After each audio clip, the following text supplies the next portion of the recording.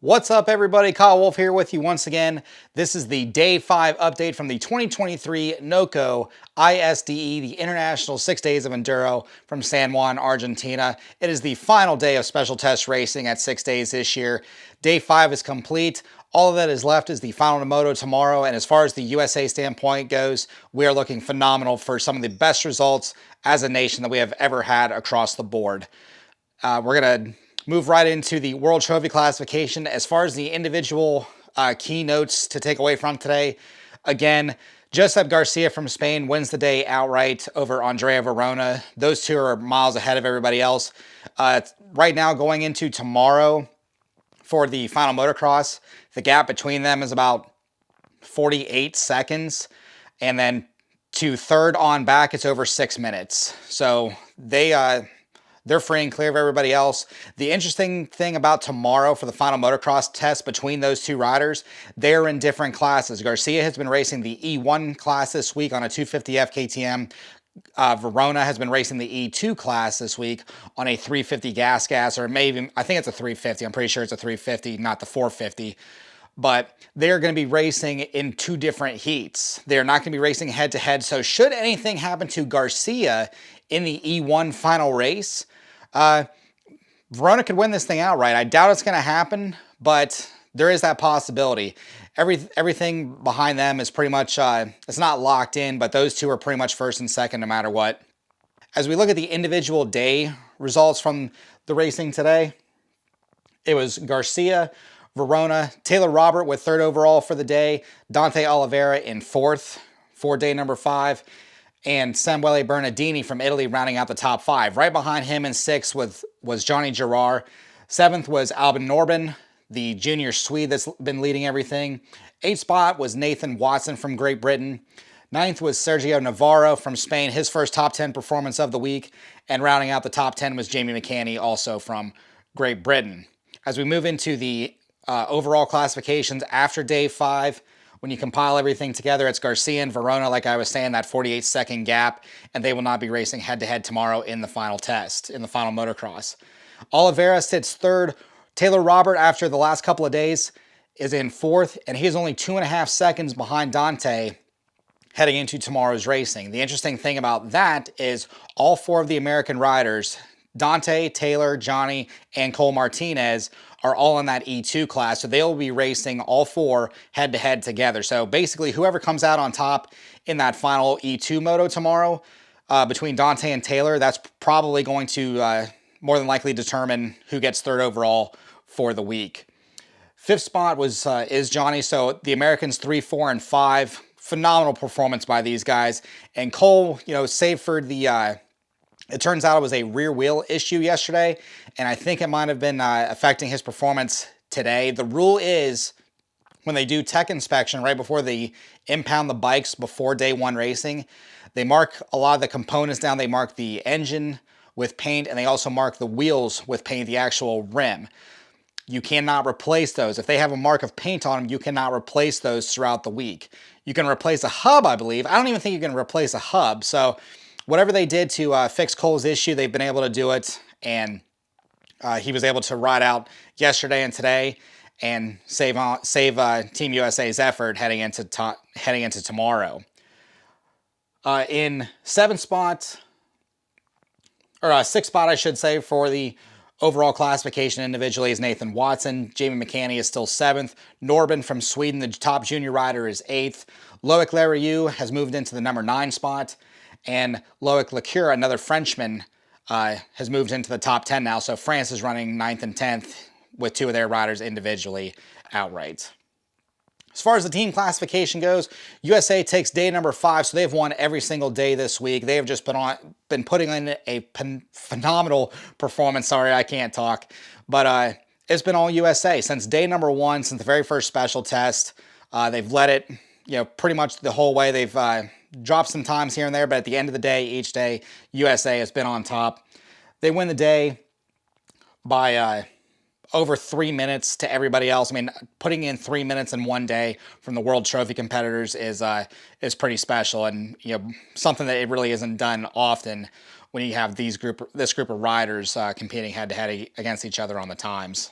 As far as the Italy versus Spain for top 4 and 5, Italy lost Kevin Cristino today, and Spain lost Joan Betrieu. So Spain's out of it.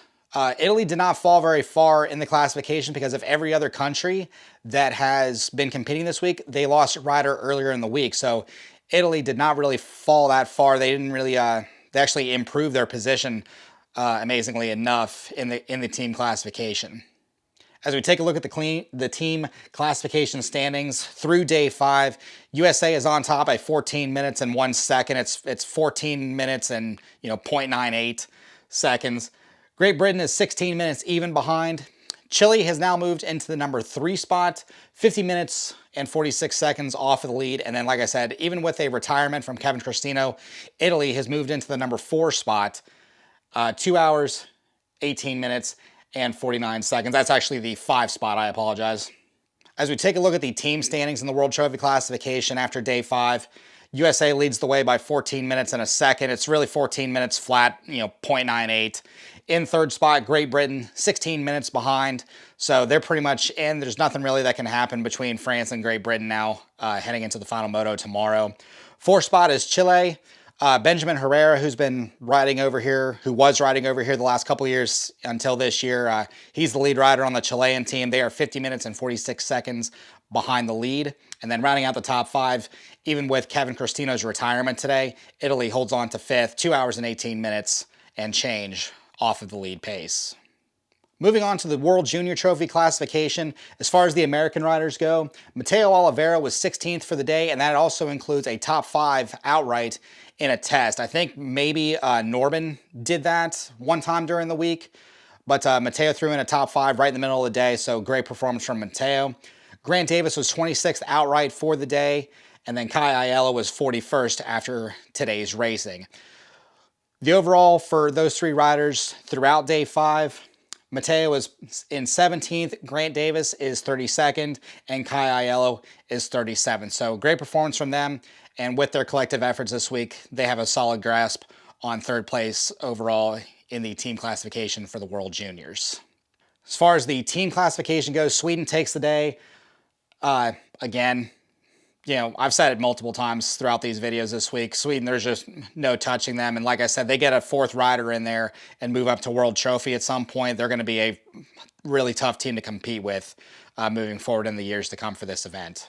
And, that's evident by the nearly 6 minutes of victory. It's about 5:46 of gap they had over France, and that was the 2nd place team. It was 7 minutes plus for the United States and even more on back for the rest of the Junior Trophy competition. As we take a look at the team standings in the World Juniors, Sweden by a mile, 21 minutes and 52 seconds back is France. About another 7 minutes behind them are the United States. Argentina holds on to 4th, an hour and 5 minutes behind. And then rounding out the top 5 is the Czech Republic, still an hour and 24 minutes off the pace of the lead. Moving on to the Women's Trophy classification, another big shakeup. I didn't think we had any left, but a big shakeup before the day even got started. The FIM Latin American team, Valeria Rodriguez, one of the members on that team, didn't even make it to the first special test today. I'm not even sure if she started the day. It wasn't really clear in the notes, but because of that, everybody except the United States is down to 2 riders. The United States is the only team left with 3 riders. They've been the best team all week anyway, but the fact that they've kept all 3 riders, Brandy, Corey, and Rachel, in this thing is impressive. It's been injury and a lot of mechanicals. That's been the biggest thing because of the conditions. And today didn't help anything. I mentioned yesterday about the standing water in some of the tests. If you take a look at the FIM Instagram, if you take a look at Radio Paddock, KTM USA for our riders, they have Instagram stories on that special, on one of the special tests that had a lot of standing water. It was actually pretty deep. So all 3 American riders, still in it. And they've got this thing wrapped up in the bag pretty much. As far as the keynotes for the individual classification goes, Danielle McDonald, the 16-year-old rookie from Australia, takes the outright win on the day, her first win, the first defeat for Brandy this week, but it was only by a few minutes, and Brandy really has nothing to worry about. She's got the individual classification on lock anyway, and so she was free and clear to ride this thing out today, and same thing with tomorrow, but she'll be going after it tomorrow. She's won the final moto before, and she's going to be taking a huge crack at winning. There's only 12 riders left out of the women. Out of the 24 that started the week, we're down to half, unfortunately.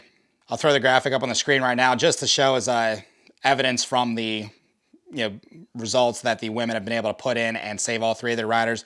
USA by over 4 hours over Australia. They've moved back into it with the riding of Jessica Gardner and Danielle McDonald, since everybody except USA is now down to 2 riders.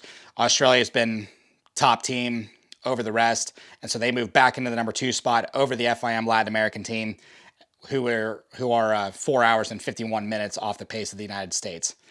I don't know the rules. I've been trying to find out. I don't know if anybody else really has a clear indication, but because it's 4 hours, and even with our riders being banged up, I think we could even, since Rachel's as banged up as anybody else, Rachel Gudish, I think she could probably even skip tomorrow's moto and USA still wins it. They've got, that brings it to an hour-ish, an hour plus time frame. But I don't even know if they do the 3 hours as the time penalty, since it's only a 15-minute test for everybody and we've only got 12 riders left. But United States on the women's trophy front has this thing wrapped up free and clear. As long as they start the race tomorrow, I think as long as everybody makes a lap, if that's not the case, then I think all they have to do is make a lap and they win it right then and there. One other thing that I forgot to mention about the World Trophy classification, I did mention that all 4 riders are in the E2 class. So the final motos tomorrow, they run E1, then E2, then E3, and there's going to be 2, maybe 3 motos in the E2 class. As soon as the last moto of E2 is done, as soon as the 4th of our riders crosses the finish line, that is the World Trophy Championship right then and there. As far as the club classification goes for today, there has been no change. It's been an American onslaught since the outset on day number 1. Josh Toth takes the day once again, 2 minutes and 43 seconds. Thorne Devlin was in the number 2 spot at the end of day 5 today. Jaden Donners again in the number 3 spot. And Preston Campbell rounds out the top 4 in the number 4 spot. Beyond that, everybody else, the Americans, Austin Serpa in 8th, Axel Pearson in 9th. Hunter Smith was 10th, Ryan Surratt was in 11th. Jack Walker in 12th, Jackson Davis in 20th. Chase Bright in 21st, Nathan Ferder in 26th. Trevor Maley was 33rd on the day. Kyle Tishner was 36th. John Beal was 52nd. Ava Silvestri was 66th. And Rick Emerson was 72nd for the day as far as the individual club classification goes. Moving on to the club team classification, it was a 1-2-3 effort from the United States. XC Gear wins the day, GTBN in 2nd, and then the Steve Hatch Racing POTM team in 3rd. And I'll bring up the graphic as far as the overall team results through day 5. Like I said, it's XC Gear by 18 minutes and 34 seconds. The XC Gear team of Josh Toth, Ryan Surratt, and Austin Serpa. They lead the way over the GTBN team of Thorne Devlin, Jaden Donners, and Nathan Ferderer. And then moving up into the number 4 spot in the team classification is the Steve Hatch Racing team of Hunter Smith, Jackson Davis, and Chase Bright. Looking ahead to day 6 tomorrow, the final motocross test, I'll throw the graphic up on the screen on what the motocross track theoretically is supposed to look like. Things have happened where the moto track doesn't look anything like what the graphic shows when they actually have a graphic, but they actually just released the rider notes a little bit ago. Maurizio, the track inspector, the FIM track inspector, released the rider notes just a little bit ago. And all they said was it took him about 16 minutes following the route, the aeroed route from the paddock to the impound area at the motocross track. Everybody's got to leave the paddock tomorrow, ride a route over to the motocross track, impound there, and then pull their bikes out when it's time for their moto. And then pull back in, make sure the bike's good after they cross the checkered flag, and everything's good to go. They do the motocross racing in reverse order tomorrow, so it'll be the slowest club rider still remaining all the way up until the final World Trophy moto, the E3 moto at the end. You can watch the final motos live if you go to fim-moto.tv. You have to pay for it. I think it's only about $5 maybe US for the option to watch the final moto tomorrow. You can pay a little bit more and watch the post shows from earlier in the week, but that is a nice thing to have where you can watch the final motos tomorrow. And I think they are broadcast in English, so you can follow along and see what's going on with everybody. But the cool thing about tomorrow is, I mentioned it a little bit earlier, as far as United States go, as soon as the E2 moto is over, since all 4 of the World Trophy riders are in E2, as soon as that moto is done, as soon as the 4th rider crosses the checkered flag, that will wrap up the International 6 Days Enduro team competition. That will solidify the victory for the United States. So huge things happening tomorrow for the United States. The World Trophy team about to take their 3rd victory in a 7-year span, dating all the way back to 2016 in Navarro, Spain, which was the first ever victory for the United States. It took 91 years for the United States to get to its first team victory. And they followed it up again in 2019 in Portugal, in the Algarve region, and then tomorrow in San Juan, Argentina. Junior Trophy will wrap up 3rd place tomorrow, and then the Women's World Trophy team will take home the win as well and reclaim the Women's Trophy, after losing it last year. In the club classification, Josh Toth is about to be the individual outright club rider for the 2nd time in his career, dating back to 2016 in Spain when he accomplished that feat, so congrats to him. And then 3 of the top 4 spots on the club team classification belong to the United States: XC Gear, GTBN, and the Steve Hatch PO Team Racing team. So hats off to all the riders still going. Again, you can watch all the racing live tomorrow, fim-moto.tv. Until then, I will see you guys tomorrow for a day 6 breakdown. Thanks for all the support. Give this video a like, subscribe to the channel if you haven't already, share it around, and I will see you guys tomorrow.